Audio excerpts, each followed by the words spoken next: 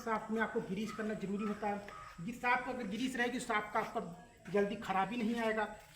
ये सॉफ्ट हो गया।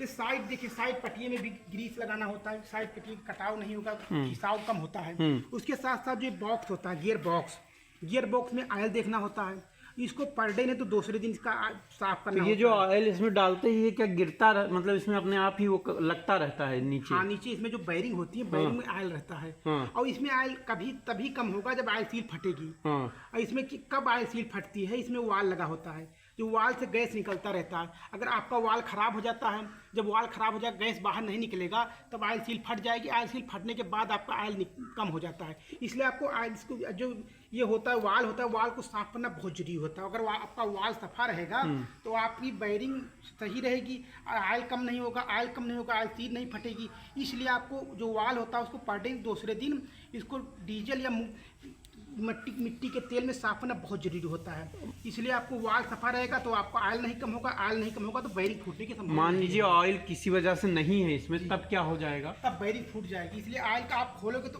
दो काम चेक करना जरूरी रहता है। इसमें गेज भी लगा हुआ है। हाँ। आपका वाल भी देख लोगे, सफा कर दोगे, एक ही बार खोलोगे तो सब। हाँ, वाल से गैस निकल जाएगा। और आपको गेज देखोगे तो ऑयल भी पता हो जाएगा कि ऑयल हमारे हाई बॉक्स में कि नहीं है। इसमें दो गियर बॉक्स होता है।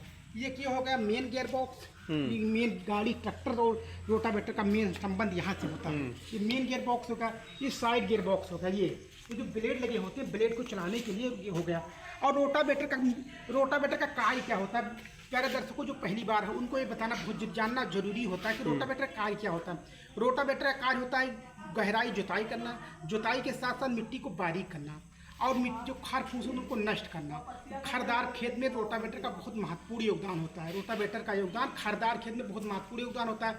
अगर खरदार खेत को रोटावेटर से जुताई किया जाता है तो उसमें खर नष्ट हो जाते हैं, मिट्टी बारीक हो जाता है, खेत उपजाऊ प्रकार हो जाता है।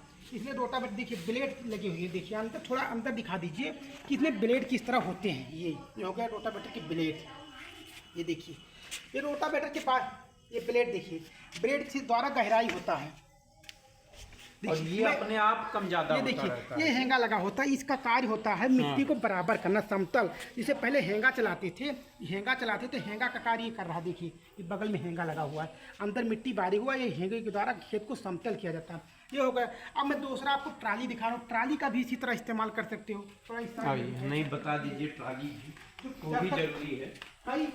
कई कमेंट आ चुका था कि ट्राली किस तरह उठाया जाता है, ट्राली क्या इस्तेमाल किस तरह किया जाता है। देखिए प्रेशर ट्राली हो गया।